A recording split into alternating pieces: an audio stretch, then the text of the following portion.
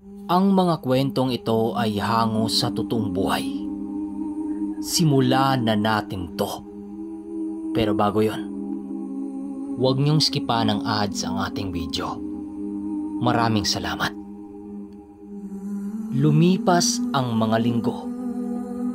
Inabangan niyang bumaba yung matanda kasi wala yung sinabi na kailan ito babalik.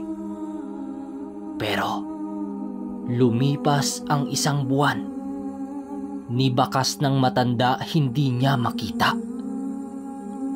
Nang magpasya si Fidel, natahakin ang bundok ng Banahaw.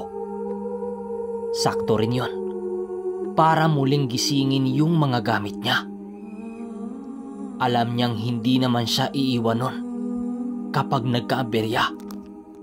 Unang araw ng pagtahak niya sa bundok ng Banahaw, wala namang kakaiba.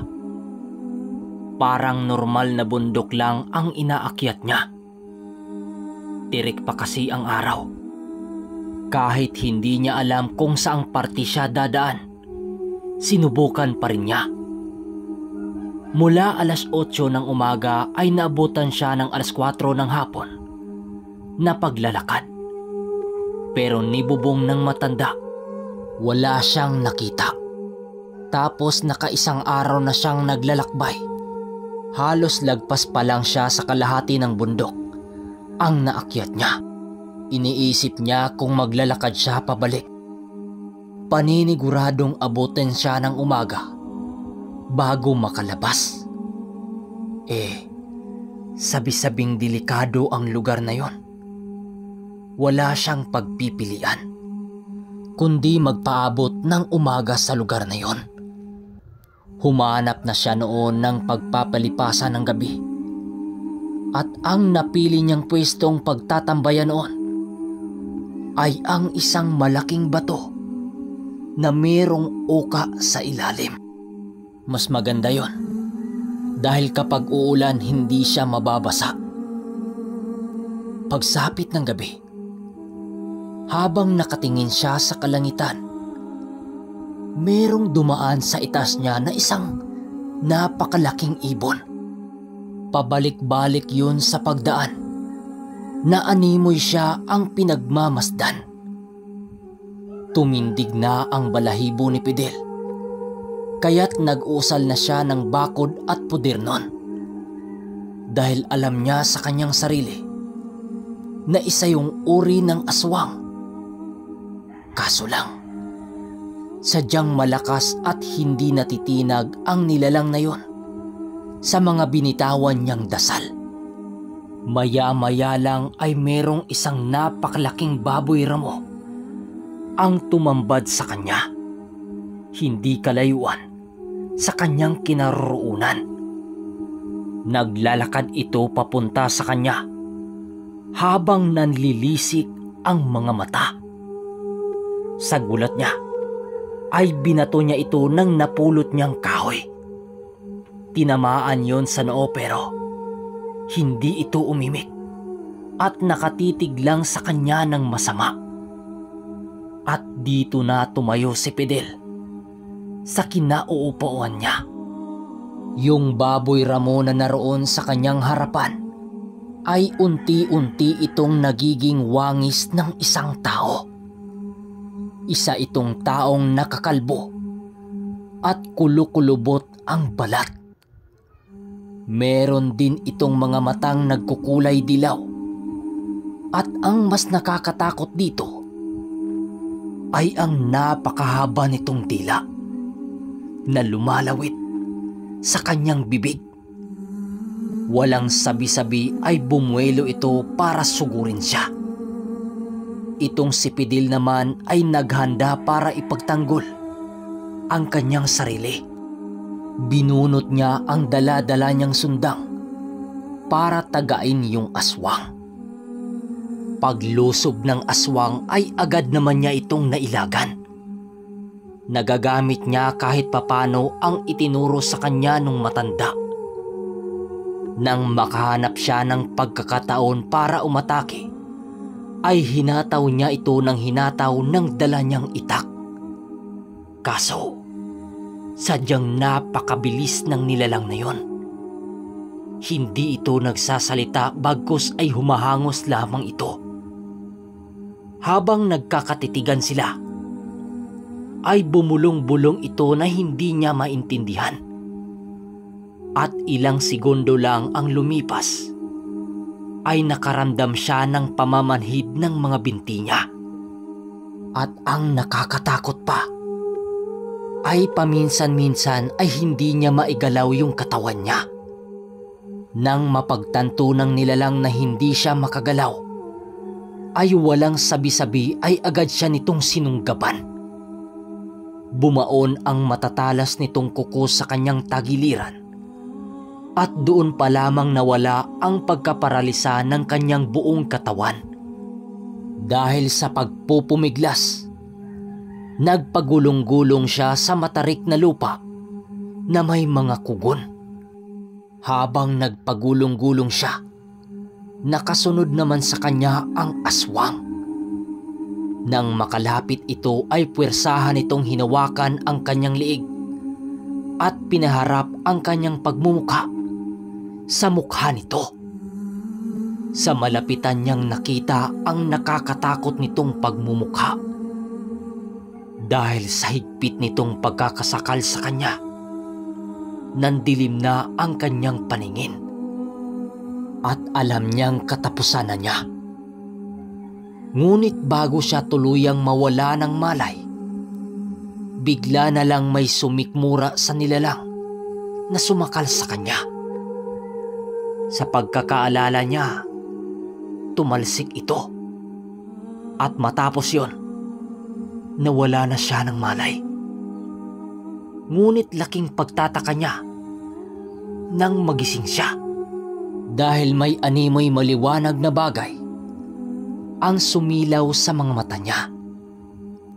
"Oh, mabuti naman at gising ka na." Wika ng boses na pamilyar sa kanya.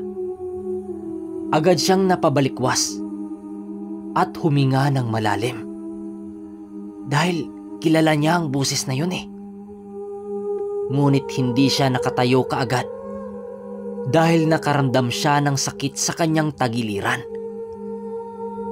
"Huwag ka munang bumangon dahil hindi pa naghilom ang mga sugat mo. Hindi pa masyadong gumaling." Ang sakit. Nasaan ako?" Sunod-sunod niyang tanong kay Manong Jem. "Nandito ka sa aking pamamahay. Huwag kang mag-alala. Ligtas ka rito." Wika nito. Paano napunta ako rito? At ang alam ko, hindi ako bubuhay nung... Napatigil siya sa pagsasalita dahil naalala niya ang kamuntik ng pumatay sa kanya. "Naabutan kitang inatake ng mabangis na aswang, Fidel. Pero kagad kong nasuko lang nilalang. Kaya lang, may saksak ka sa tagiliran mo. Pero huwag kang mag-alala. Sa tulong na rin ito, hindi umepekto ang laso ng aswang na yon." Wika ng matanda sa kanya habang ipinakita ang napakakintab na bato na kulay asol. "Ito ang kakambal ng Bertot. May kakayahan itong humugot ng buhay ng isang tao sa pagkakamatay at kakayahang magpagaling ng sugat. Parang mutya ng tubig. Bibigyan ka rin ito ng lakas ng katawan. Lakas na hindi pangkaraniwang. Malalaman mo ito sa pagdaan ng panahon. Sa ngayon, ay magpahinga ka muna at lumakas sa susunod na mga araw. Huwag kang mag-alala. Ipapaliwanag ko sa iyo ang lahat." Wika ni Tandang Jem. Lumipas ang 1 linggo at gumaling na itong si Fidel. Kitang-kita pa rin niya ang piklat ng kuko ng aswang na bumaon sa gilid niya. Habang kumakain sila ng matanda, kaagad na siyang nag-uusisa. Manong, kung hindi nyo masasamain, maaari nyo bang ikwento ang mga nangyari bago ako nawala ng malay? Tanong niya sa matanda. Alam mo, wala ka ng pulso nung naabutan kita. Pero dahil sa pananalig mo sa kataas-taasan, binigyan ka pa ng pagkakataon. Dahil hindi pa tapos ang gagawin mo sa mundo, Fidel. Matapos kong mapaslang ang aswang na gustong bibiktima sa'yo, agad kitang dinala rito sa bahay ko. Kwento ng matanda. Ibig mong sabihin, tama yung daang tinatahak ko papunta rito? Muling tanong niya. Oh, tama ka, iho. Ilang metro lang ang layo ng bahay ko mula sa kinaroroonan mo kagabi. Sagot ng matanda. Kung ganun, paano naman ako nabuhay? Yan bang hawak-hawak ninyo ang nakalagay sa bote ang dahilan? Takang tanong niya dito. Ipinainom ko sa iyo ang langis na pinagbabara ng bato na ito. Wika ng matanda. At mas lalo siyang namangha. Siya kasi yung hindi gaano naniwala sa mga hiwaga, lalo na yung muling pagkabuhay. Ngunit siya mismo ang naging kasangkapan ng tadhana upang mas lalong imulat ang kanyang sarili sa lihim na karunungan ng mundong ito. Huwag kang mag-alala. Ituturo ko sa iyo ang lahat na alam ko. Dahil sa tuwing dadayo tayo ng sabong sa lugar, meron tayong makakalaban.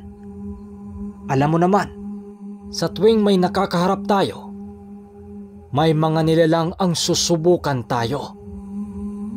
Tuturuan kita para maging handa ka sa susunod nating makakasagupa. Wika ng matanda. At ng araw ding yon, ay inikot niya ang buong paligid. Doon rin niya nakita ang 2 itim na manok nito na itinago sa kulungang hindi nasisinaga ng araw. Masukal na kagubatan ang nakapaikot sa lugar na yon. At habang papasok siya sa kagubatan, ay binunot niya ang kanyang itak at nung akmang tatagbasin na niya ang sukal, bigla siyang pinigilan ni Tandang Jem. Fidel, bumalik ka na sa bahay. Tanghaling tapat na eh. Nandyan ka pa sa kagubatan. Mamaya maingkanto ka pa dyan eh. Wika nito sabay tawa, na akala niya ay nagagalit.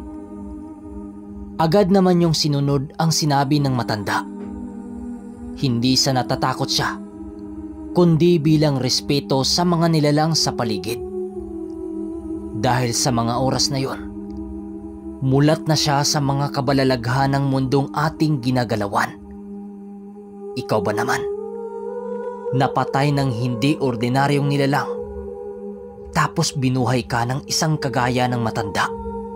Di ka pa maniniwala?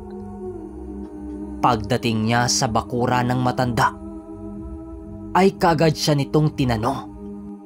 Ano bang ginawa mo sa kagubatan? Maraming ahas doon.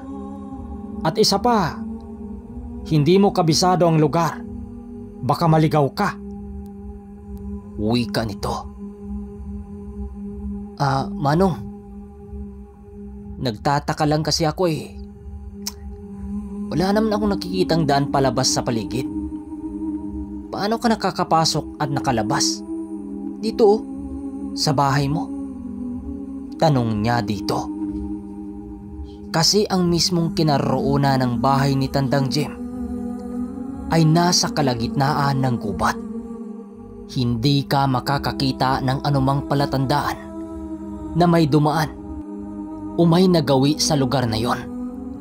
Dahil puro sukal ang paligid. Yung tipong wala talagang nakakapasok. Pero ang ipinagtataka niya, paanong nagkaganon? Di ba kapag may nakatira sa isang lugar, may makita kang landas na dinaanan nila o yung maliit na kalsada. Alam din niya sa sarili niyang matagal nang nakatayo ang kubong yon dahil sa itsura ng mga materialis na ginamit dito. So mga kaermitanyo, hanggang dito na muna ang ating kwento. So napaka-weirdo nung matanda, no? Pero sa mga gustong magpa-shoutout ay mag-comment kayo sa baba. Kayo na lahat para basahin natin bukas. Yun lang. Maraming salamat.